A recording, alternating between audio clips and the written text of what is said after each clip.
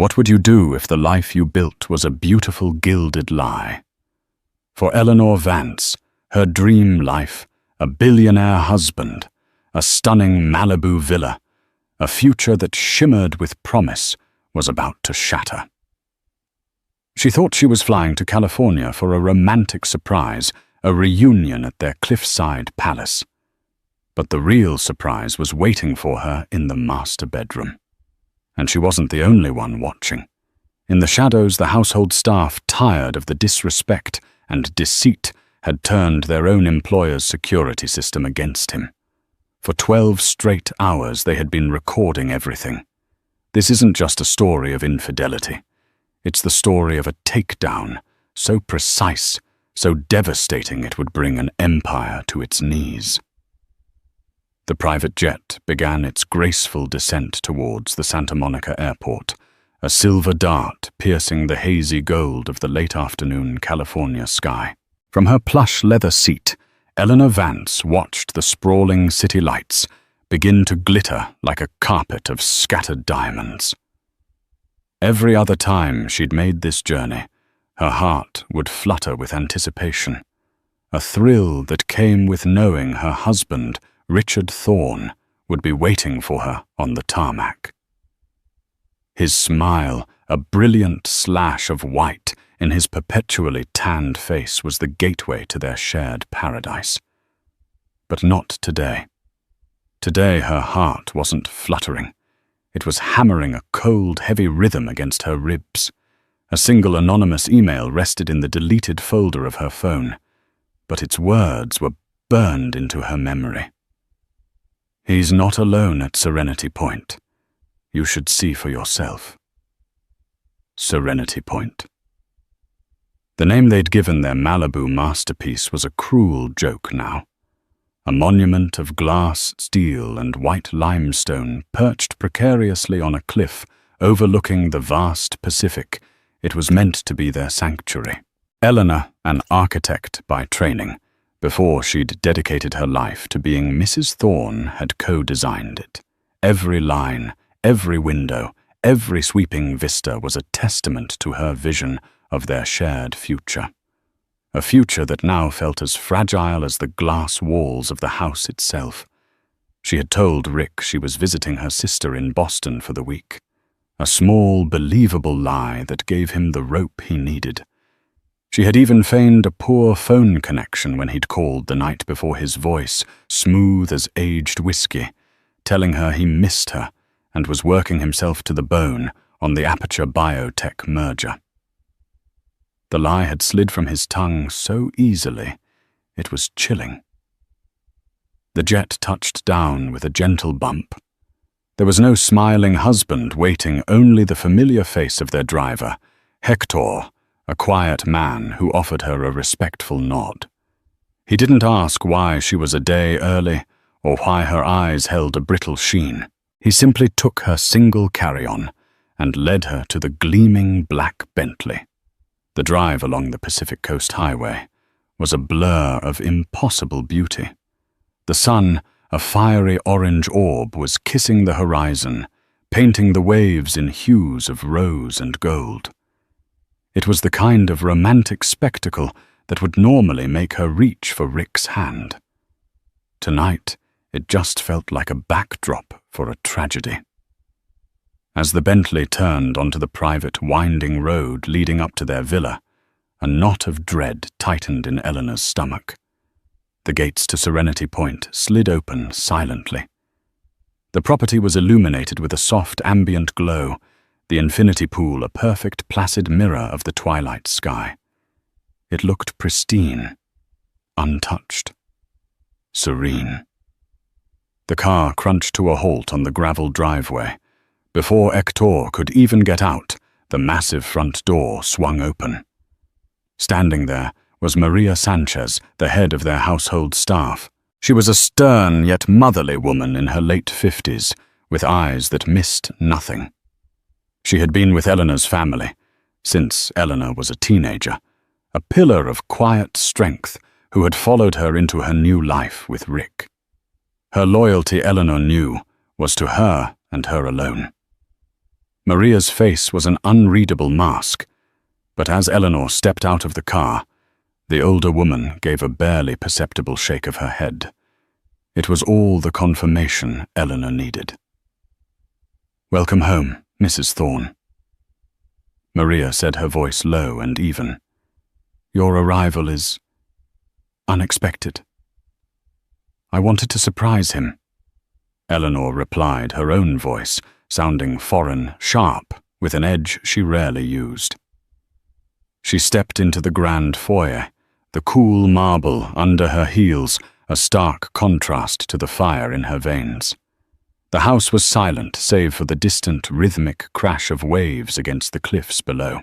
The air was thick with the scent of expensive floral arrangements and something else, a faint cloying pear perfume that Eleanor didn't recognize.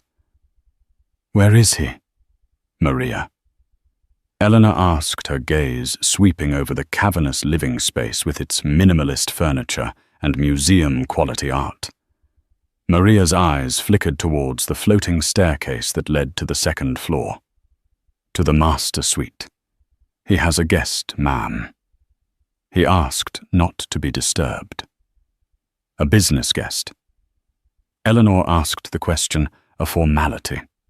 She already knew the answer. Maria's lips thinned. "Not exactly." She took a small step closer, her voice dropping to a near whisper. "Daniel has been repositioning the garden sprinklers all afternoon, near the master terrace. The audio sensors for the security system are very sensitive in that zone. He says the conversation has been very lively." Eleanor's breath hitched. Daniel was the groundskeeper, a young man Rick had once threatened to fire for leaving a single smudge on the poolside glass. The staff. They weren't just witnesses. They were allies. A sudden sound drifted down from upstairs.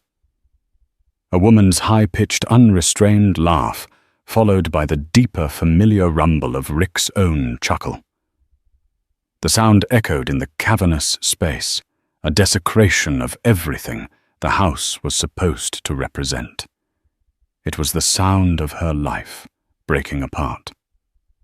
Eleanor looked at Maria, whose dark eyes now held a glint of steel. There was no pity in them, only a shared, simmering anger. A silent pact passed between them. "Thank you, Maria," Eleanor said, her voice now steady, devoid of any tremor. The heartbroken wife had retreated, and in her place stood someone else, someone colder and far more dangerous. "Please make sure Hector waits. I don't think I'll be staying the night." She turned towards the staircase, each step a deliberate, measured beat. The sounds from the master suite grew louder, clearer. The clink of champagne glasses, the murmur of intimate words, the sheer unadulterated arrogance of it all. He hadn't even bothered to be discreet in their own home. Her hand closed around the cool metal of the master bedroom door handle.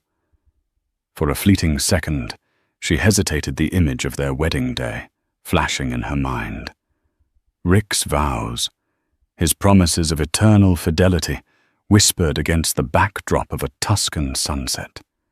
It all felt like a scene from a different lifetime, a story about two strangers. She took a deep breath, the unfamiliar perfume stronger now. It smelled cheap, desperate. She pushed the door open and stepped inside. The master suite was a testament to Rick Thorne's philosophy on life overwhelm with opulence. It was a space larger than most city apartments, with a wall of floor-to-ceiling glass that offered a 180-degree view of the ocean. A fire danced in a wide, minimalist fireplace set into a stone wall. An absurdly expensive bottle of Dom Perignon sat chilling in a silver bucket, two flutes beside it, one with a smear of pink lipstick on the rim. And on the sprawling California king bed, tangled in the 1,000-thread count Egyptian cotton sheets Eleanor had picked out, were her husband and his mistress. They didn't see her at first. Rick was propped up on one elbow, shirtless, his muscular back to the door.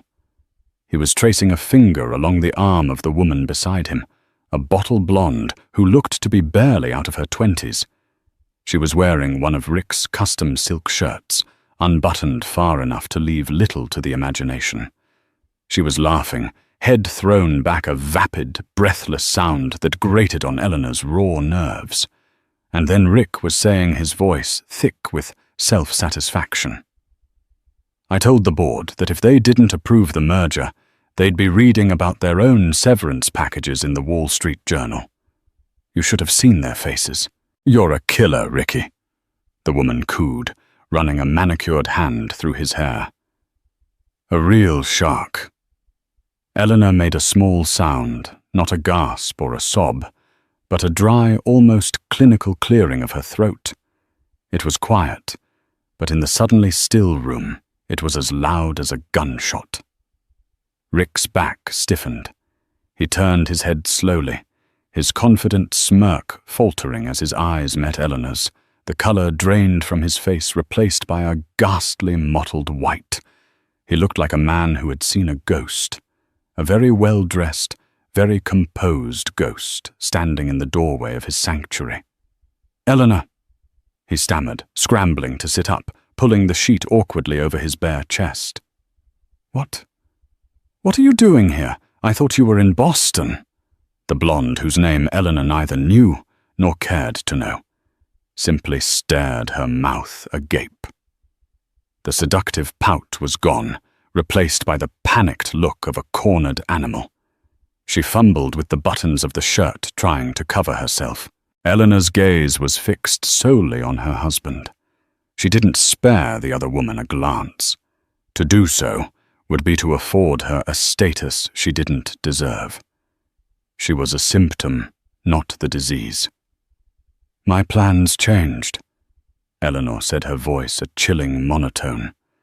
She took a deliberate step into the room, her eyes sweeping over the scene, the discarded clothes on the floor, the champagne, the rumpled bed.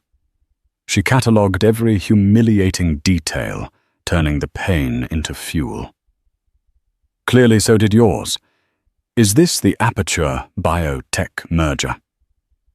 "I must say she doesn't look like a board member." Rick swung his legs out of bed, grabbing for his pants on the floor. "Ellie, listen. It's not what it looks like." A dry, humorless laugh escaped Eleanor's lips. "Isn't it?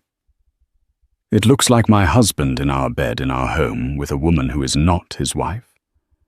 It seems quite straightforward, Richard. Even for a man who excels at overcomplicating things. This is a mistake. A one-time thing," he said, his voice regaining a sliver of its usual commanding tone. He was shifting from shock into damage control. "She means nothing to me." At this, the blonde finally spoke, her voice shrill with indignation. "Nothing. You told me you were leaving her. You said your marriage was just a business arrangement." Eleanor's eyes finally slid to the girl. She looked her up and down, a slow, dismissive appraisal that was more insulting than any shout. "He says that to all of them," Eleanor said coolly. "You're not the first, and I doubt you'll be the last. But you will be the last one to enjoy this particular view." She gestured to the ocean. "Now get your things and get out of my house." The girl looked to Rick for support, but he refused to meet her gaze. He was focused entirely on Eleanor, his mind racing, calculating angles, assessing the damage.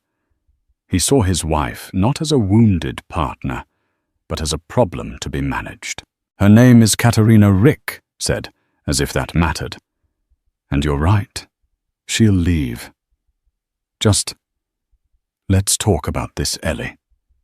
Calmly." "There is nothing to talk about." Richard Eleanor stated her resolve, hardening with every second she spent in that polluted room. I came here to see the truth for myself. I have seen it. Now I will be leaving." "Leaving?" "Don't be so dramatic," he scoffed, pulling on a t-shirt, the familiar arrogance returning. He thought this was a typical marital spat, a storm to be weathered with apologies and a sufficiently expensive piece of jewelry. "We have a life together. We have the foundation gala next month. This is just a bump in the road." "A bump in the road." Eleanor repeated the words, her voice dripping with disbelief. "You bring your whore into our bed. You lie to my face for God knows how long, and you call it a bump in the road. The road. Richard has ended. It has washed out. It has fallen off the edge of this cliff." She turned to leave her part in this tawdry scene complete. "Don't you walk away from me." Rick's voice boomed the command of a man used to getting his way. He grabbed her arm. It was a fatal miscalculation. Eleanor stopped dead. She didn't flinch or cry out. She simply turned her head and looked down at his hand on her arm, then back up at his face. The look in her eyes was one he had never seen before. It was not anger or hurt. It was a cold, desolate emptiness. It was the look of love dying. "Take your hand off me, Richard," she said, her voice barely a whisper, yet it carried more menace than a shout. "Now!" He hesitated for a fraction of a second, then let go as if her skin had burned him. She smoothed the fabric of her sleeve, a small, composed gesture that spoke volumes. "Katerina," she said, looking past Rick to the girl who was now hastily gathering her handbag and shoes. "A word of advice. When a man like him says you're special, he's just admiring his own reflection in your eyes.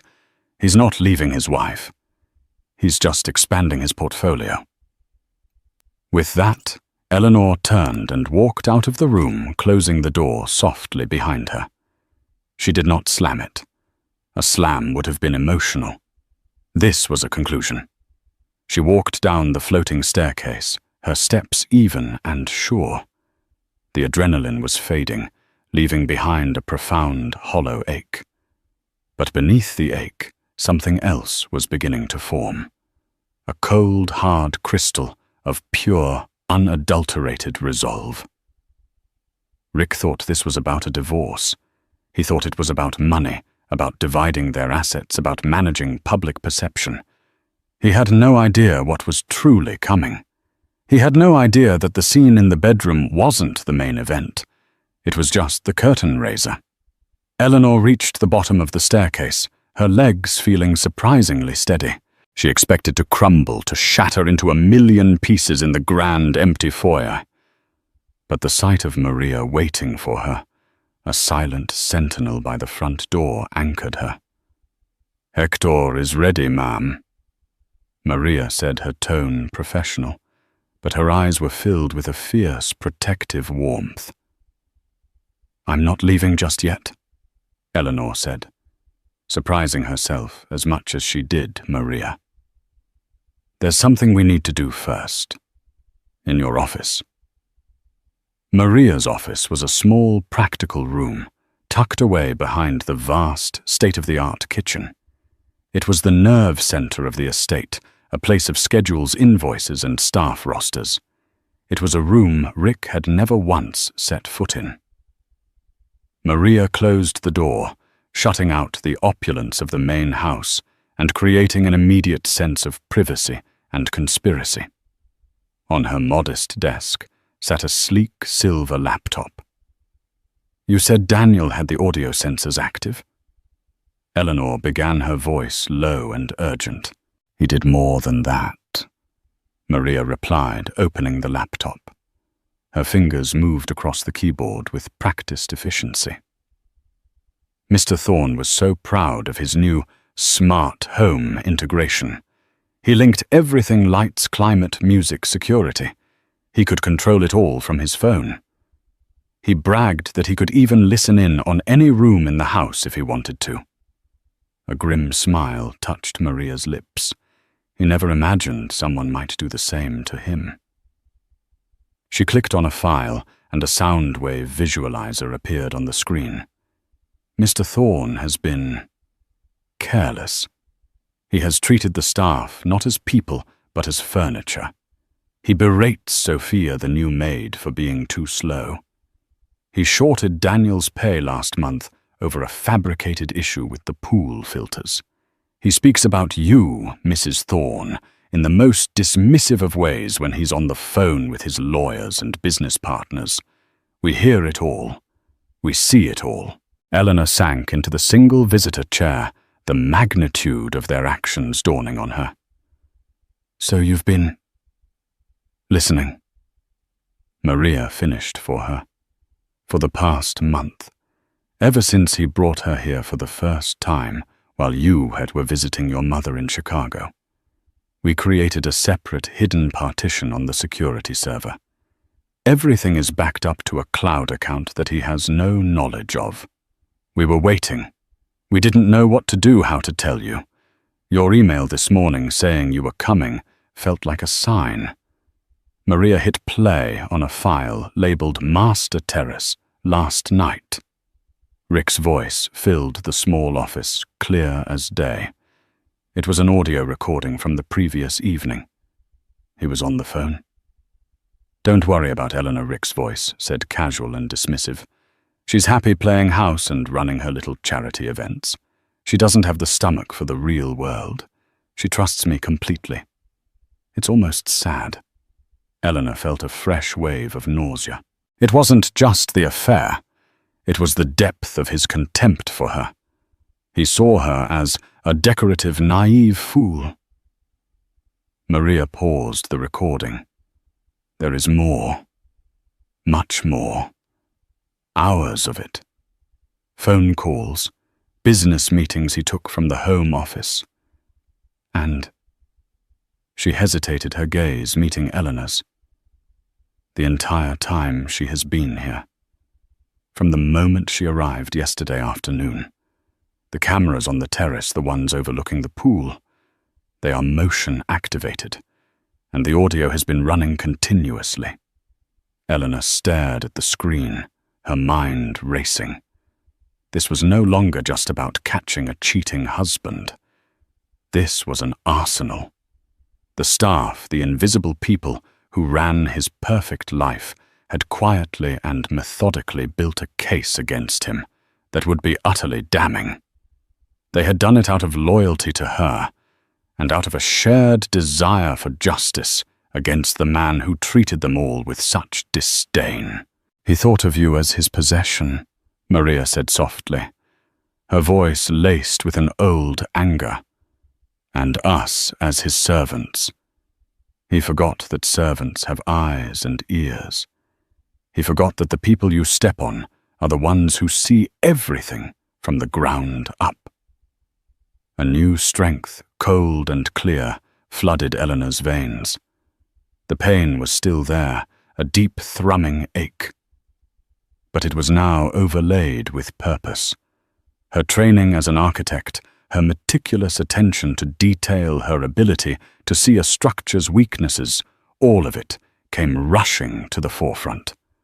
Rick had built an empire of glass, and she was about to find every single stress fracture. Maria Eleanor said, her voice firm. I need copies of everything. Every audio file, every video clip. I need it on a hard drive, and I need access to that cloud account. I am going to need a lawyer. Not a divorce lawyer. A litigator. The most ruthless one I can find. Suddenly they heard footsteps approaching the kitchen. Heavy, angry steps. Rick. Maria quickly minimized the screen just as the office door was flung open. Rick stood there, his face a thunderous mask of rage. He had thrown on a cashmere sweater, his armor of wealth. The girl Katerina was nowhere to be seen.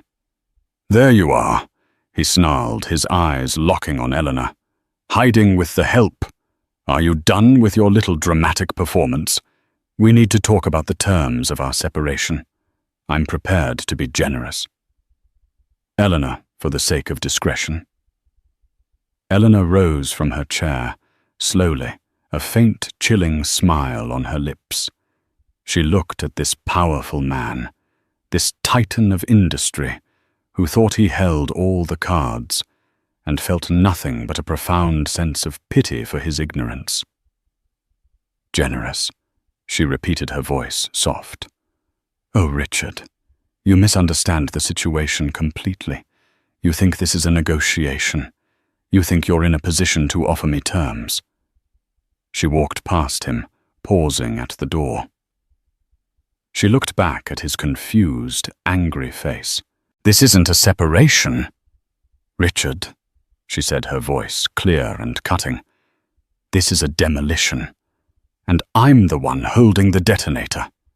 She walked out of the office, leaving him standing there in stunned silence, the echo of her words hanging in the air like dust from a collapsing building. Maria followed her, slipping a small encrypted hard drive into Eleanor's handbag as they walked towards the front door. The alliance was sealed. The war had just begun. 2 days later, Eleanor was not in a 5-star hotel licking her wounds. She was in a stark, minimalist conference room on the 45th floor of a skyscraper in Century City. The only view was of other, equally imposing towers of commerce and law. Across a polished granite table sat Genevieve Albright, a woman whose reputation preceded her. Ms. Albright wasn't a divorce attorney who specialized in amicable splits. She was a corporate litigator, known for her scorched earth tactics and an encyclopedic knowledge of financial law. She had grey hair cut in a severe modern bob and wore glasses that did little to soften the piercing intelligence in her eyes. On the table between them was the hard drive Maria had given Eleanor. For the past 36 hours, Eleanor and a team of forensic audio-visual technicians, recommended by Albright, had been meticulously combing through the contents. They had catalogued the affair in excruciating detail.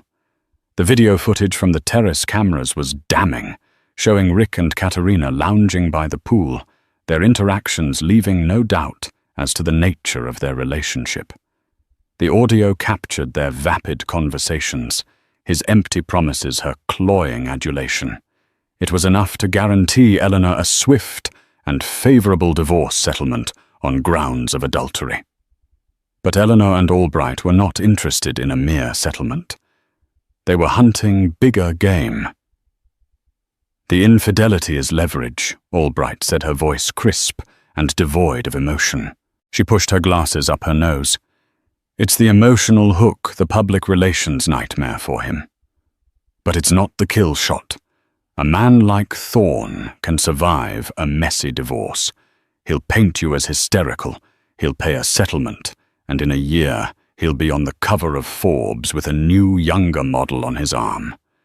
We need to hit him where it truly hurts his business, his reputation, his freedom. Eleanor nodded, her face pale but determined. Keep playing the file from Saturday night. The one after I left. An audio engineer in the corner clicked his mouse. Rick's voice once again filled the room, but this time it was different. The posturing lover was gone, replaced by the cutthroat businessman. He was on the phone pacing the master suite, the audio clear enough to hear the ice clinking in his glass of whiskey.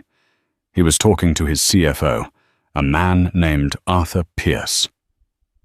I don't care what the due diligence says, Art Rick's voice snarled. We push the Aperture merger through. The initial data from their Phase 2 trials is creative. We know it. They know it. But the market doesn't. We announce the acquisition, our stock jumps on the news of their revolutionary cancer drug, and we dump our shares before the real trial data has to be submitted to the FDA. Albright held up a hand. The engineer paused the recording. The silence in the conference room was profound. There it is, Albright whispered, a predatory gleam in her eyes. Aperture Biotech. Their stock has been soaring for weeks on rumors of a breakthrough drug. Thorn Industries announced its intent to acquire them last month. He's planning a pump and dump scheme. Eleanor said the words tasting like acid. He's going to use his company's acquisition announcement to inflate the value of his own stock based on fraudulent medical data from Aperture, and then sell off his personal holdings before the truth comes out, and the whole thing collapses. Exactly, Albright confirmed. It's securities fraud, insider trading, market manipulation, and he's not just talking about it in hypotheticals. He's admitting to knowing the data is creative, which is lawyer speak for fraudulent, and stating his intent to act on that knowledge. He's confessing to a federal crime, and he's doing it in his own bedroom. Eleanor felt a cold dread mix with a surge of vindication. She had always known Rick was ruthless, but she had believed or wanted to believe that he operated within the lines, however blurred. To hear him so casually plotting to defraud investors and gamble with a company supposedly developing life-saving medicine was a new level of monstrous. "There's more," Eleanor said, gesturing to the engineer. "Play the file from an hour later. The conversation with Katerina." The engineer clicked again. This time, the audio was from inside the bedroom.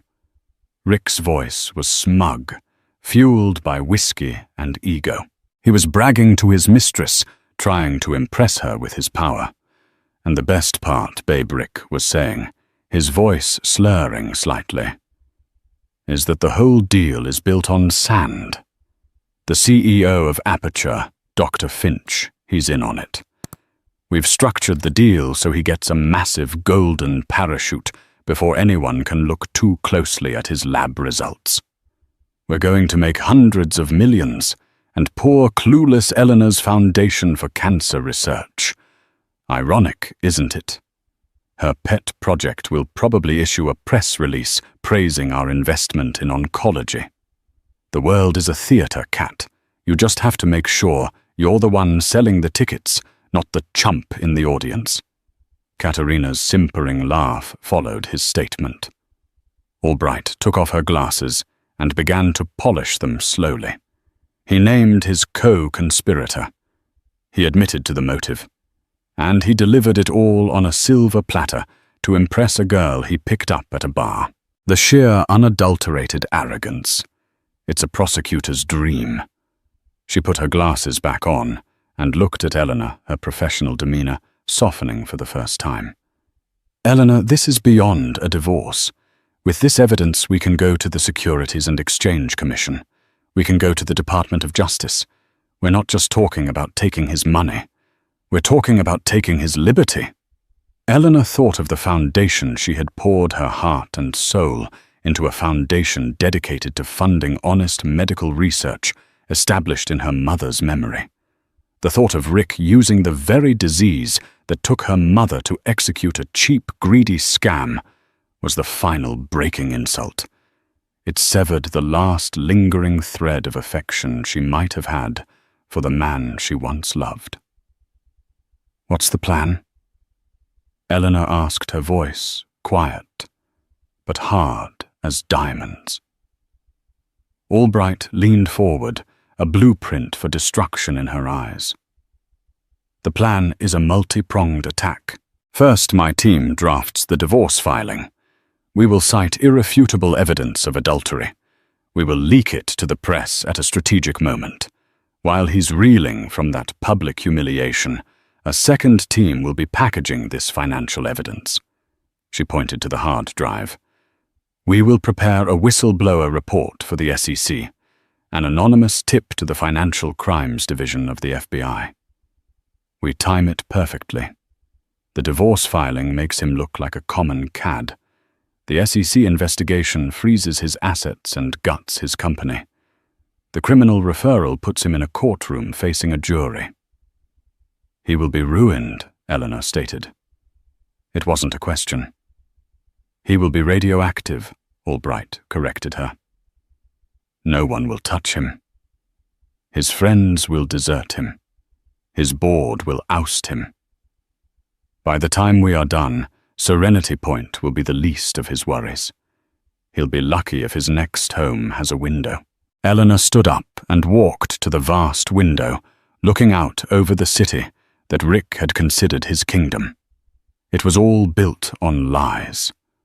A glass house on a foundation of sand. And a storm was coming. "Do it," Eleanor said, her reflection a determined silhouette against the sky. "Burn it all to the ground." A week later, Rick Thorne sat in his gleaming corner office at Thorne Industries, feeling like the king of the world. The incident with Eleanor had been a nuisance, but he was handling it. His lawyer, a bulldog named Peterson, had assured him they could contain it. They'd offer Eleanor a generous walk-away settlement with a strict non-disclosure agreement. Rick was confident she'd take it. In his mind, Eleanor was emotional and idealistic, but ultimately pragmatic. She wouldn't want a messy public battle. He had just ended a call with his broker, placing a large buy order for Aperture Biotech stock, front-running the official acquisition announcement scheduled for the following Monday. Everything was falling into place. He swiveled in his chair, looking out at the panoramic view of downtown Los Angeles. He was invincible. That's when his assistant's voice came through the intercom, tight with panic. "Mr. Thorne, you need to see this. It's everywhere." Rick's brow furrowed. He opened his web browser. The headline from a major news outlet slapped him in the face: "Billionaire Richard Thorne sued for divorce amidst allegations of adultery. Wife Eleanor Vance files damning evidence." The article was brutal. It contained excerpts from the filing describing the confrontation at the Malibu villa in humiliating detail. It didn't have the videos, but it described them. Worse, a source close to the family, a carefully orchestrated leak from Albright's office, had provided quotes about Rick's pattern of disrespect and brazen infidelity.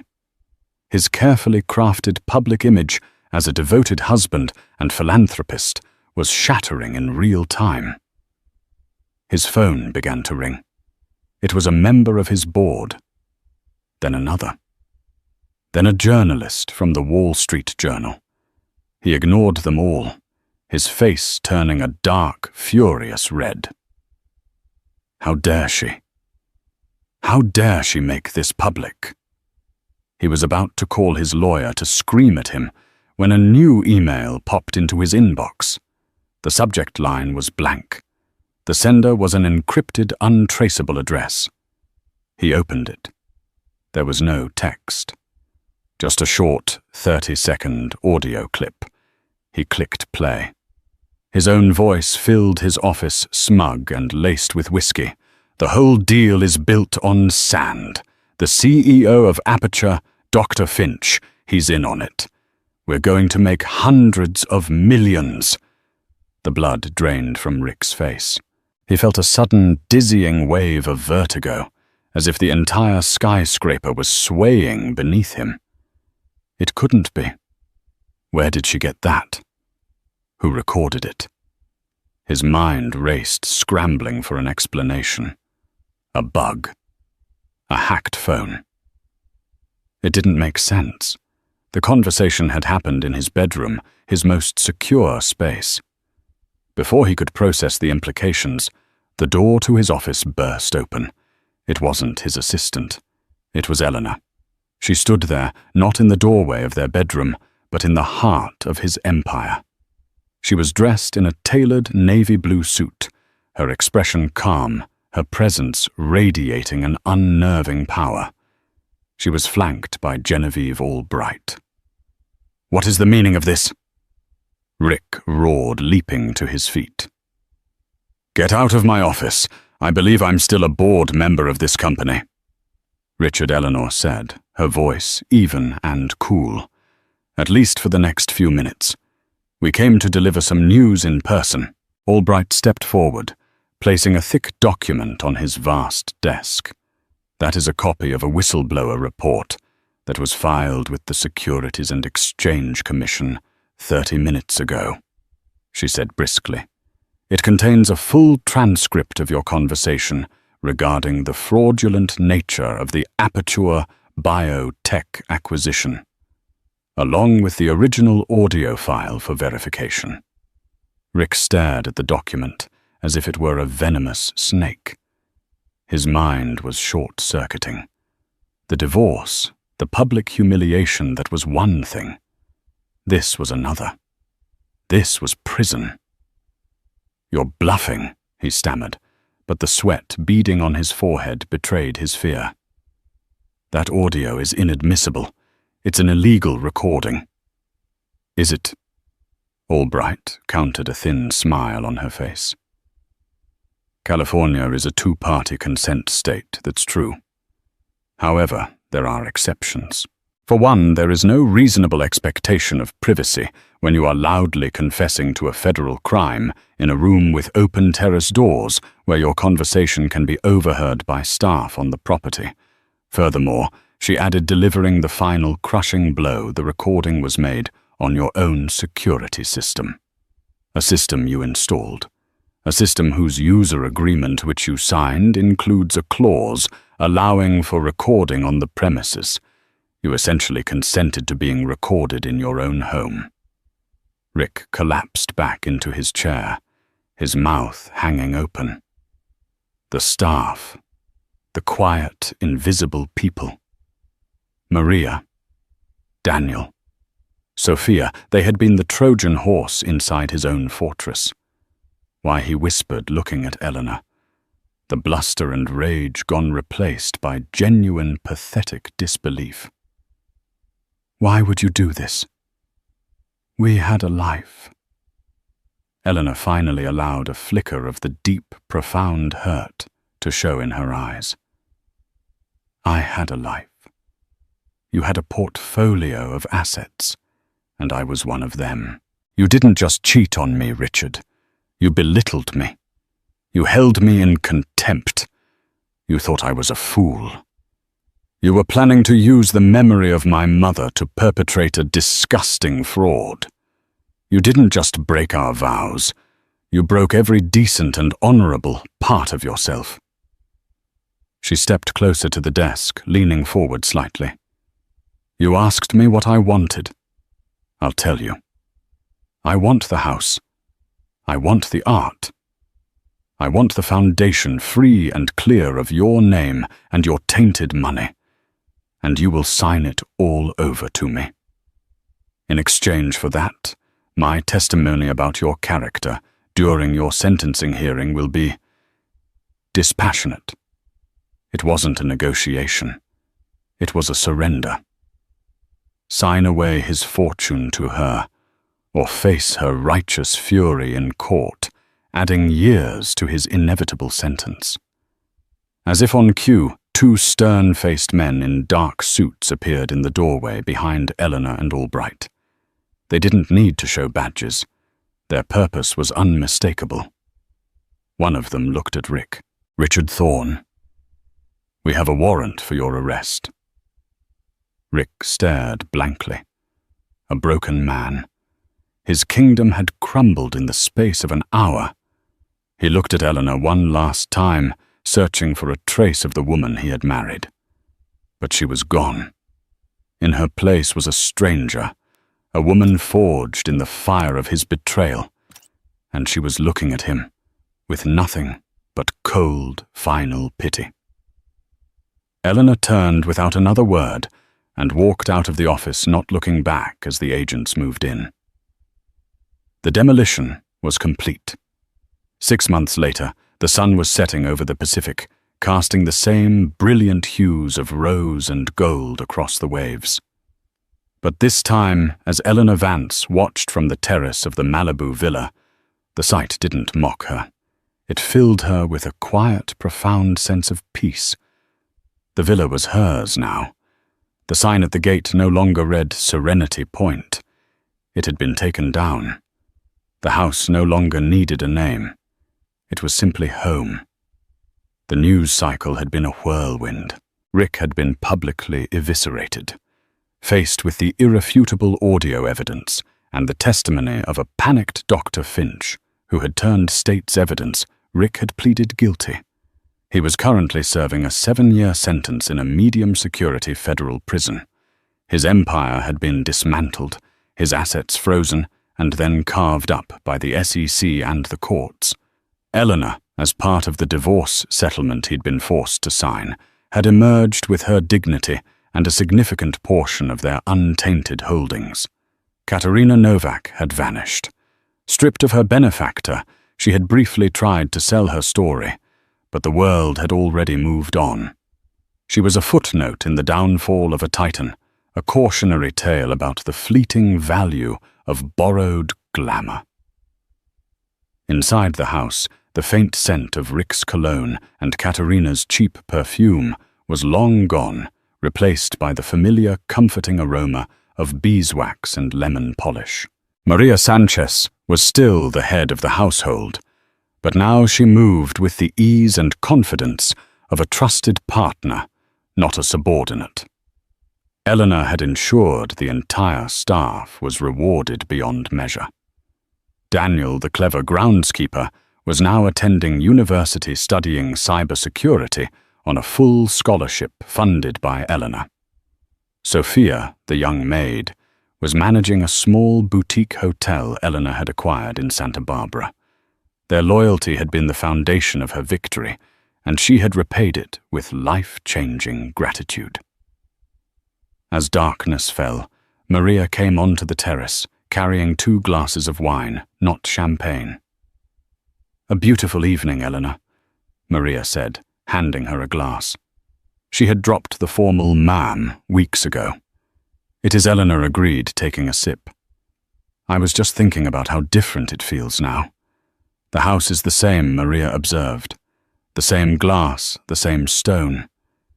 But it feels lighter, like it can finally breathe." It was true. The house, once a monument to Rick's ego and their shared lie, was now a sanctuary of her own making. The art on the walls was her choice. The books on the shelves were her own. The silence was not empty, but full of possibility. She had resurrected her mother's foundation, now renamed the Vance Institute, and was running it with a renewed sense of purpose, ensuring every dollar went to genuine life-altering research. She was even sketching again designs for a new community arts center, her old architectural passions rekindled.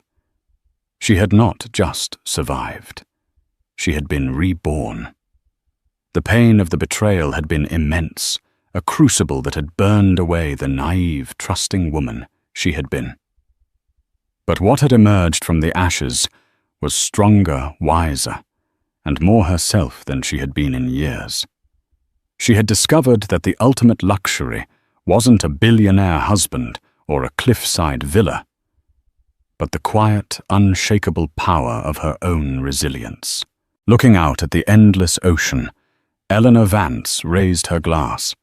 She wasn't toasting to revenge or to Rick's downfall. She was toasting to the future, a future she owned that she had fought for, and that was as vast and full of promise as the darkening sea before her. A year had passed since Richard Thorne had traded his custom-tailored suits for a standard-issue jumpsuit. The seasons had turned, and the media frenzy had subsided into the occasional "Where are they now?" article. For Eleanor, life had settled into a rhythm that was both productive and profoundly peaceful.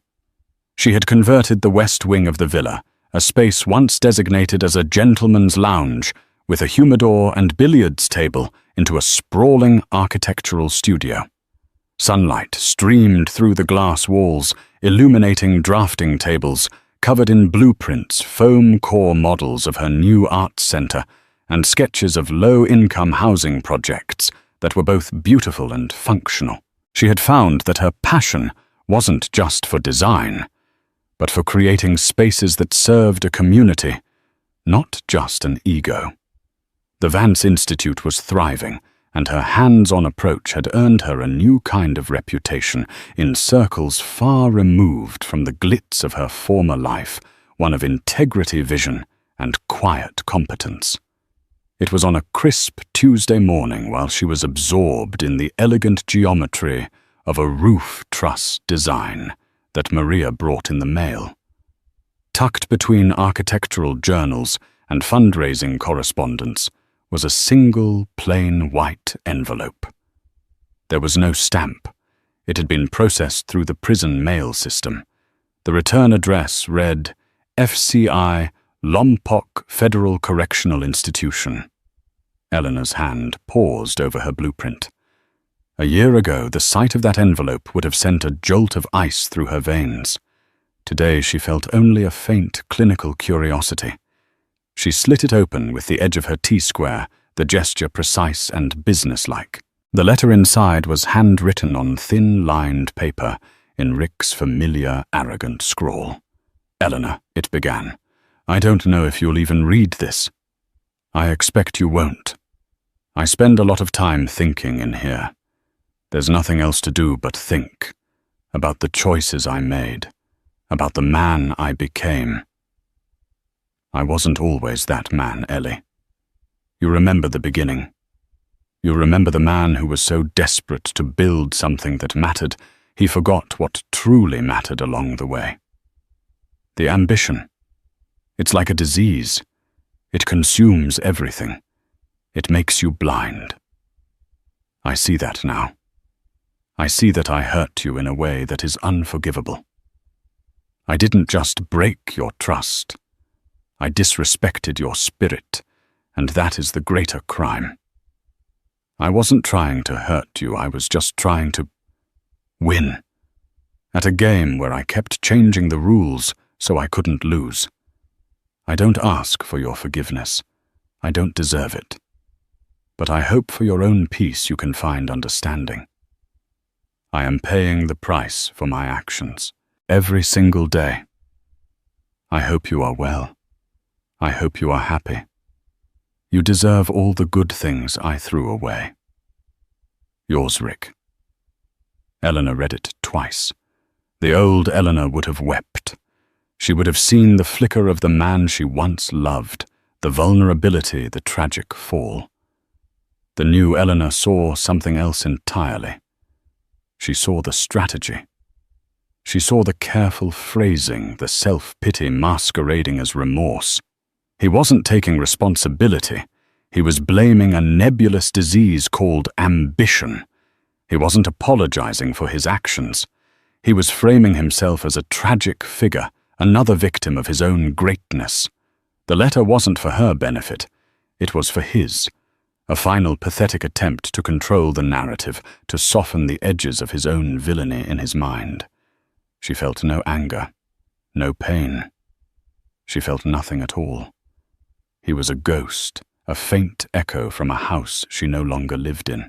She walked over to the minimalist fireplace in her studio, the same one that had once warmed her and Rick in the master suite.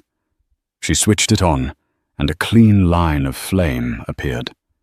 She held the letter for a moment, then dropped it into the fire. She watched the paper curl, the words blacken and turn to ash, and then she went back to her drafting table. A week later, she received a different kind of overture, an invitation to lunch from a man named Spencer Caldwell. Caldwell was a titan of commercial real-to-estate, a man even Rick had admired. He was known for developing some of the most iconic and expensive skyscrapers on the West Coast. Intrigued, Eleanor accepted. They met at a discreet, powerful restaurant downtown. Caldwell was in his 60s, with a warm smile and sharp, assessing eyes. He was charming, intelligent, and wasted no time on small talk. Eleanor. May I call you Eleanor? I won't bore you with platitudes, he began after they had ordered. Your work on the Westfield Community Center project was brilliant. Your preliminary designs for the Arts Center are revolutionary. But those are passion projects. I'm here to talk about a legacy project." He slid a sleek portfolio across the table. Inside were renderings of a magnificent twisting tower of glass and steel, proposed for a prime location overlooking the city. "This will be the new centerpiece of the LA skyline." "Caldwell," said his voice, humming with excitement. "And I want you to be the lead architect. Your name, your vision, the Vance Tower. You have the design pedigree, and frankly, you have a new public image. You're not just an architect. You're a symbol of resilience and strength. It's a powerful combination. We are prepared to offer you a fee that would make your divorce settlement look like pocket money." Eleanor looked at the renderings. It was a beautiful building, a monument to power, wealth, and ego. It was exactly the kind of project that would have been the pinnacle of her ambition in her old life. It was everything Rick would have ever wanted. She listened politely as Caldwell detailed the finances, the scale, the prestige. He was offering her a seat at the very table she had helped to flip over. When he was finished, she smiled a genuine, serene smile. "It's a stunning proposal, Spencer," she said, "and I am truly flattered. But my answer is no." Caldwell looked taken aback. "May I ask why?" "The budget is virtually unlimited. A few years ago, I lived in a house that was a monument," Eleanor explained, her voice calm and clear.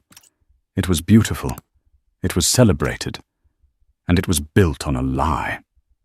It was cold. I've learned that I'm no longer interested in building monuments. I'm interested in building foundations. The Arts Center you mentioned will serve thousands of children. The housing project I'm designing will give families a safe, beautiful place to live. That is the legacy I am interested in, now." She extended her hand. "Thank you for lunch." It was illuminating. She left Spencer Caldwell sitting there, the portfolio, for the gleaming, empty tower still open on the table.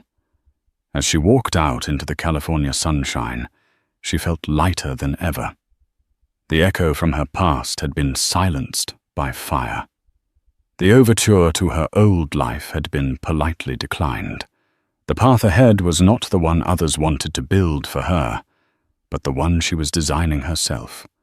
One blueprint, one foundation, one community at a time.